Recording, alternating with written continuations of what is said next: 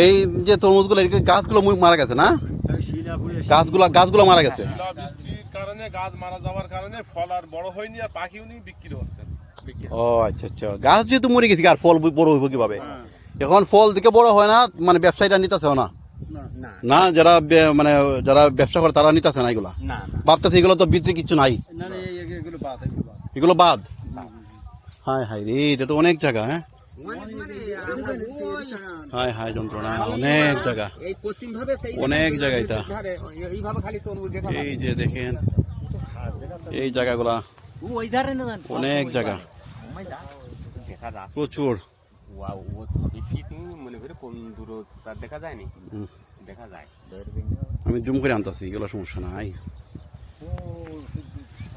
অনেক জায়গা নেই কিন্তু বিস্তৃত এই ক্ষেতটা, কিন্তু এই ক্ষেত না শুধু অনেক জায়গা নিয়ে। এই যে দেখেন অবস্থা, এই যে দেখেন কতখান জায়গা আপনার তরমুজ, এই সব জায়গা নষ্ট এই গাছগুলা কিতা হতে। তবে এই ধরনের ক্ষতি কি প্রায় বছর হয়েছে না এই বছরই প্রথম হইতেছে? এই বছরটি বেশি, আর অন্যান্য সময় হইলেও কম হয়েছে না?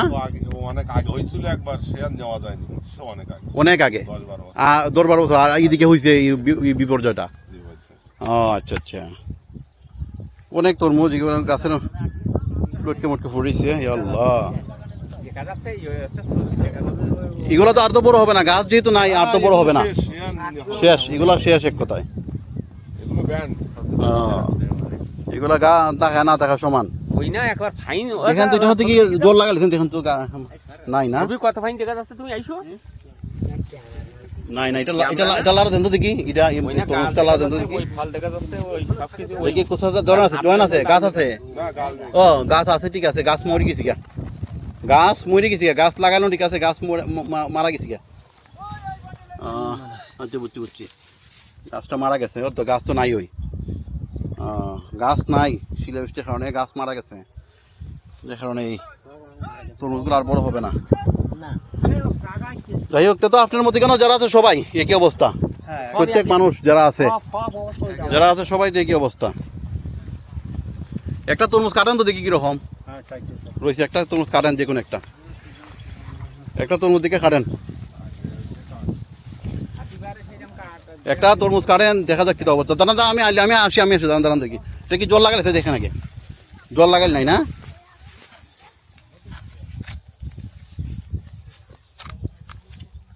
ভিতরটা কিরকম দেখি আগে, বুঝলাম না, লাল তো আছে দেখি। আচ্ছা খাটানটা দেখি মিষ্টি আছে দেখি, এটা খাই দেখি। একটু টুকরা খানো দেখি, এটা খাই দেখি কিরম লাগে, তার একটা মানে কিতা না আজ অনর্থক দুশো করে লাগতো না। আচ্ছা এটাই দেন দেখি,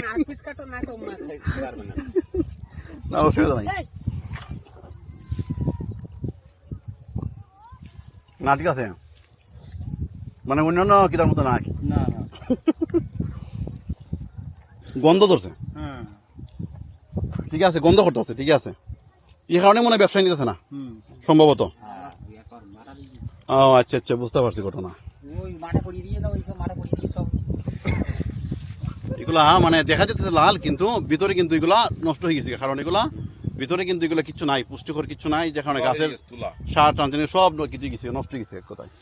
এখন তার একটাই দাবি, সরকার থেকে যদি সাহায্য সূচনা হয়, এই এদিকে দেখেন এখানে প্রায় মনে হয় হাজার হাজার তরমুজ হবে, হাজার হাজার।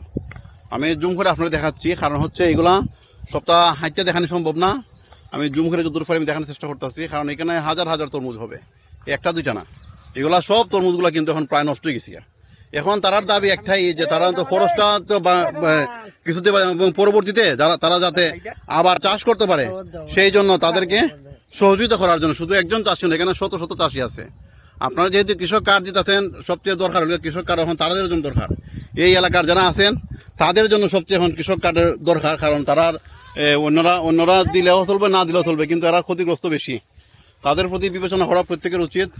আর আমি অবশ্যই এটা উপজেলাতে প্রতিবেদনটি পাঠানোর চেষ্টা করব কিছুক্ষণের ভিতরে। আর একজন ভাই আছেন, ওনার নাম ঠিকানা আমি নিয়েছি, আমি কিছুক্ষণের ভিতরে আমি পাঠানোর চেষ্টা করব। আর এই যে ক্ষেতগুলো দেখতেছেন, এই জায়গাটা হচ্ছে কিন্তু সাতক্ষীরা জেলার শ্যামনগর উপজেলা কৈখালী ইউনিয়ন, ঠিক আছে। এবং এই ওয়ার্ডটা কত নম্বর পড়ছে?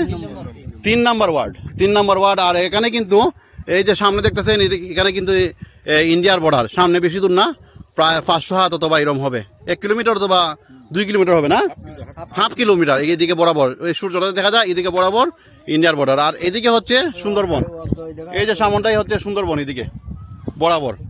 মানে সুন্দরবন হওয়ার কারণে তারা তরমুজটা কিন্তু ভালো হয়। এখন যদি তারা পরবর্তীতে যদি চাষ করতে না পারে তে কিন্তু মানে আর আমরা কৃষকরা কিন্তু যদি না মানে বাঁচতে পারে, তারা তরমুজ চাষ করে, তাহলে আমরা তরমুজের মতো আরো অনেক কিছু ফল ফলাতে আমরা কিন্তু থেকে বঞ্চিত হব। সুতরাং তাদেরকে কৃষকদেরকে প্রথমে বাঁচিয়ে রাখা প্রয়োজন বলে আমি মনে করি। আর এই যে এটা কিন্তু প্রাকৃতিক সম্পদ, এই যে সুন্দরবনের সাইডটা, এটা কিন্তু আর কোনো জায়গায় কিন্তু এরকম ভালো তরমুজ হয় না। এই জায়গাকার তরমুজটা কিন্তু সারা বাংলাদেশে যায়। সুতরাং তাদেরকে গুরুত্ব দৃষ্টি আকর্ষণ করা, তারা প্রত্যেকেই যাতে তারা জীবন চালাতে পারে, তাদের বাচ্চা কাচ্চা আছে, ছেলে সন্তান আছে, প্রত্যেকেই কিন্তু এখন বিপর্যয় অবস্থায় আছে। আর একটার পর একটা জোর জলোচ্ছ্বাস তারা সহ্য করে টিকে আছে এই সুন্দরবনের কাছে। আর আমি তাদের একজনের কাছে একটু মতামত নিব। মুরব্বী, আপনার তো কয়লা ক্ষেত আছে একটা, আপনার কতটুকু জমি আছে বলেন না, আপনি কতটুকু জমি আছে বলেন, আপনার ফুল পেয়ে জানতাম না, আপনি বলেন। আমাকে 4 বিঘা জায়গা। 4 বিঘা জায়গা, হ্যাঁ, আপনি তারটাকে বলেন না, আপনার কতটুকু জমি আছে? আমার 4 বিঘা এখানে। 4 বিঘা জমি আছে না? হ্যাঁ। এখানে যারা আছে প্রত্যেকেই কৃষক, প্রত্যেকের কিন্তু কেন জমি আছে, যারা এখানে দলা হয়েছেন প্রত্যেকের কিন্তু জমি আছে, তারা কিন্তু প্রত্যেকেই কেন আসছে এখানে। তুমি তো ধরো ক্যামেরাটা ধরো, একটু ক্যামেরাটা ধরো। তারা কিন্তু এখানে প্রত্যেকের জমি আছে। আর এখানে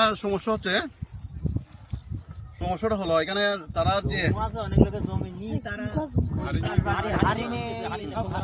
ভালো কথা। আমার সম্পূর্ণ 3 বিঘা পানি ব্যাটে সব কেনা। সবটা হাড়ি পানি কেনা। আপনার কয় বিঘা জমি হইলা? 3 বিঘা জমি হাড়ি 3 নেবা। 3 বিঘা জমি, 3 বিঘে 12,000 টাকা দিয়ে পানি কেনা। আচ্ছা আচ্ছা আচ্ছা। এই পানি কিনে এই হাড়ি দিয়ে আপনার 20,000 টাকা দানা খরচ। আচ্ছা আচ্ছা। খালি দানা খরচ 20,000 টাকা, চাষ খরচ আপনার 3 বিঘা জমিতে আপনার 6,000 টাকা। আচ্ছা আচ্ছা, এরকম গেছে খরচ। এই সার টোটালি কত গেছে খরচ এটা বলেন? 70,000 টাকা খরচ গেছে। হ্যাঁ, 70,000 70 টাকা খরচ গেছে 3 বিঘা জায়গায়, মানে তরমুজ চাষ করতে আপনার 70,000 টাকা খরচ গেছে। এখন কত টাকা তুলছেন এই 70,000-এর মাঝে? 70-এর মাঝে এখনো 30,000 উঠতে হবে, উঠলেই তারপর টাকা উঠবে। মানে ওই যে তরমুজগুলো আছে, হ্যাঁ, 40,000 টাকা বেচা কেনা হইয়ে, 40,000 টাকা বেচা কেনা হয়েছে, আরো 30,000 টাকা উঠাতে পারছেন না? না, মানে লস হয়েছে। এভাবে তো আপনার মতো প্রত্যেকেই আছে। হ্যাঁ, প্রত্যেকে। তাহলে আমরা ধরতে পারি 3 বিঘা জমিতে 70,000 টাকা খরচ হয়। হ্যাঁ হ্যাঁ, 3 বিঘা জমিতে 70,000 টাকা খরচ হয়। তাহলে সরকার একটা সুবিধা হবে, কার কত বিঘা জমি চাষ করছে ওই চাষ অনুযায়ী প্রত্যেকের একটা হয়তো যে কোনো একটা কিছু দেওয়ার একটা চিন্তাধারা করতে পারে। কারণ যেহেতু আপনার কাছ থেকে সিদ্ধান্ত পাওয়া গেল যে 3 বিঘা জমিতে 70,000 টাকা খরচ হয়। আর আপনি যে খাতগুলো বললেন ওইগুলো তো একুরেট, তো যে খাতগুলা খরচগুলা বললেন এখন এই মুহূর্তে, এই খাতগুলো একুরেট তো? কারণ এটা কিন্তু প্রতিবেদন আকারে তৈরি হচ্ছে, অনেকে কিন্তু কমপ্লেন দিব যে কারণে উনি যে বললো এটা ঠিক আছে তো সবকিছু?